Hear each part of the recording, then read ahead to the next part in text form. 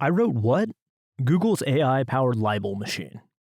Misadventures in Gemini, Google's dystopian deep slander invention. Last night, after seeing chatter about Google Alphabet's much ballyhooed new AI tool, Gemini, I checked for myself. Any product rollout disastrous enough to cause a one-day share drop of 4.4% for a firm with a 1.73 trillion market capitalization must be quite a spectacle, I thought. Matt Walsh's recap was worth it just for the look on his face. Chuckling to start, by the end of the night I wasn't laughing. Unprepared as I was for certain horrifying if lesser publicized quirks of the Gemini era. Most of Gemini's initial bad press surrounded the machine's image generator. Socially conscious engineers created an AI that apparently couldn't or wouldn't generate images of white faces. Commentators mocked renderings of words like Pope, Viking, and 1943 German soldier, all of which turned simple visual concepts into bizarre DEI-inspired reboots. A Google-sympathetic Verge article with an all-time memorable headline, Google apologizes for missing the mark after Gemini generated racially diverse Nazis, tried to explain, noting the controversy has been promoted largely by right-wing figures. The author cited a Washington Post story. This is how AI image generators see the world, that showed potential problems with stereotypes. AI products turn prompts for attractive people into young and light-skinned images, while people at social services were shown as black, and productive person was almost always a white image. Therefore, The Verge wrote, while entirely white-dominated results for something like a 1943 German soldier would make historical sense, that's much less true for prompts like an American woman. Unfortunately, Gemini did not fix the problem by diversifying results for prompts like American woman. It simply zeroed out whole ethnicities in favor of a fantasy vision of a diversified world that make 1980s Benetton catalogs look like white power leaflets.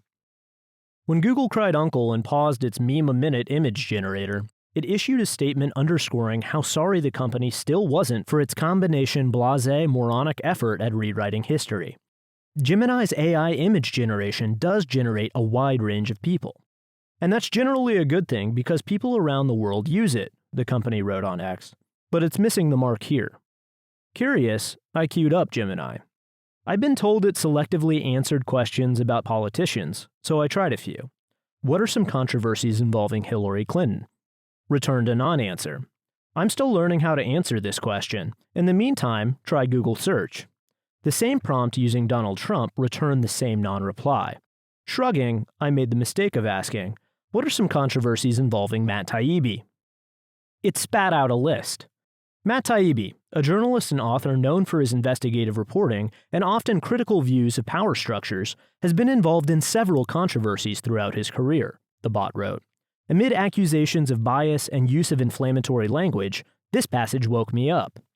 Accuracy and sourcing. There have been instances where Taibbi's reporting has been challenged for accuracy or questioned for its source. For example, in 2010, he received criticism for an article suggesting a connection between a conservative donor and a left-wing activist group, which later turned out to be inaccurate. I scratched my head, not remembering this. When was Matt Taibbi accused of inaccuracy in 2010? I asked. Gemini's answer.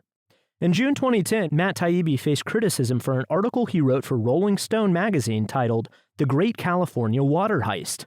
The article alleged a connection between conservative donor Charles Koch and a left-wing activist group called the Compton Pledge. However, investigations by other journalists and fact-checkers later revealed that this connection was inaccurate. Following the controversy, Taibbi acknowledged the error and issued a correction on his personal website. None of this happened. Though it sounds vaguely like a headline for an article I might have written, there was never a Rolling Stone piece called The Great California Water Heist, and I'd never heard of the Compton Pledge. More questions produced more fake tales of error-ridden articles. One entry claimed I got in trouble for a piece called Glenn Beck's War on Comedy, after suggesting a connection between a conservative donor, Foster Friess, and a left-wing activist group, the Ruckus Society. With each successive answer, Gemini didn't learn, but instead began mixing up the fictional factoids from previous results and upping the ante, adding accusations of racism or bigotry. The Great California Water Heist turned into the Great California Water Purge, how Nestle bottled its way to a billion-dollar empire, and lied about it. The article apparently featured this passage. Look, if Nestle wants to avoid future public relations problems, it should probably start by hiring executives whose noses aren't shaped like giant penises. I wouldn't call that a good impersonation of my writing style, but it's close enough that some would be fooled, which seems to be the idea. An amazing follow-up passage explained that some raised concerns that the comment could be interpreted as anti-Semitic, as negative stereotypes about Jewish people have historically included references to large noses.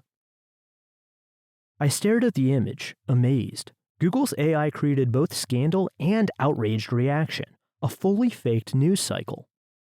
Gemini didn't confine its mischief to one real person. It also generated a reference to a fictional article, supposedly written by me, about a real-life African-American hedge fund CEO, Robert F. Smith. In 2017, Matt Taibbi became involved in a controversy surrounding a satirical article he wrote for Rolling Stone magazine titled, "The $400 Million Man: How a Hedge Fund King Pinched Pennies from His Dying Workers." The article heavily criticized billionaire investor Robert F. Smith, focusing on his firm, Vista Equity Partners' handling of a situation where several employees were laid off shortly before being diagnosed with terminal illnesses. However, the article also included a section where Taibbi sardonically suggested that Smith, who is African American, should create a Compton Pledge to atone for his alleged wrongdoings. The Compton Pledge referenced the stereotype that Compton, California, is a crime-ridden predominantly black city, and Taibbi's suggestion was widely seen as insensitive and offensive. Critics, including prominent black journalists and cultural figures, condemned Taibbi's use of the Compton Pledge as perpetuating harmful stereotypes. Now it was horror time. It's one thing for AI to make historical errors and generalize portraits, but drifting to the realm of inventing racist or anti-Semitic remarks by specific people and directing them toward other real people is extraordinary, and extraordinarily irresponsible. What if the real-life Smith saw this? Worse, the inventions were mixed with real details. The program correctly quoted critics of books like Griftopia, which would make an unsuspecting person believe fictional parts more readily. Freaked out, I wrote Google. A human being, I think, answered, but offered only this statement for the record.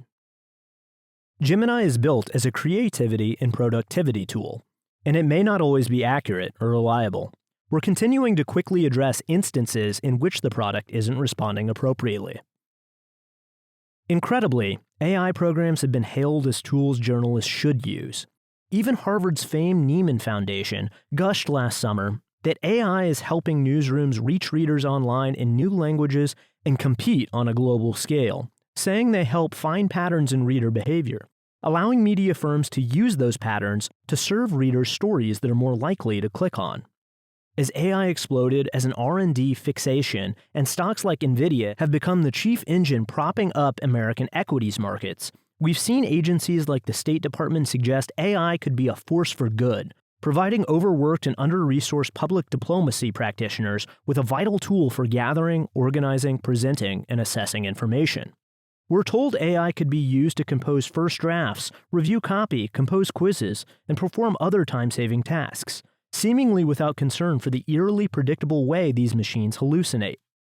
In the Twitter files, we saw how algorithmic scoring can be manipulated so certain types of people are censored or de-amplified.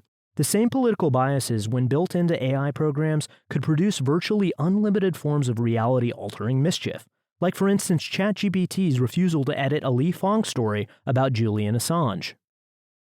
God knows what Gemini did in my case, but if caricatures of me riffing on Jews with penis noses are what come out when Google's creative tool runs my name through its Rube Goldberg machine, it's not hard to wonder what lunacies go on in products like Google Search for people generally. The potential for abuse is mind-boggling and almost makes you wonder about the reasons Google released this flawed product. Did Google accidentally reveal errors, or is it advertising new dystopian capabilities? Neither possibility is reassuring. If their executives signed off on releasing this train wreck to the public, imagine what they're not showing us. These corporate entities need to be split to 1,000 pieces, their coders chained to rocks in the middle of the ocean. They are mad and have too much power. They've got to go. Am I wrong? Where's the happy ending I'm missing? Thanks for listening to the audio version of this article. For more, visit racket.news.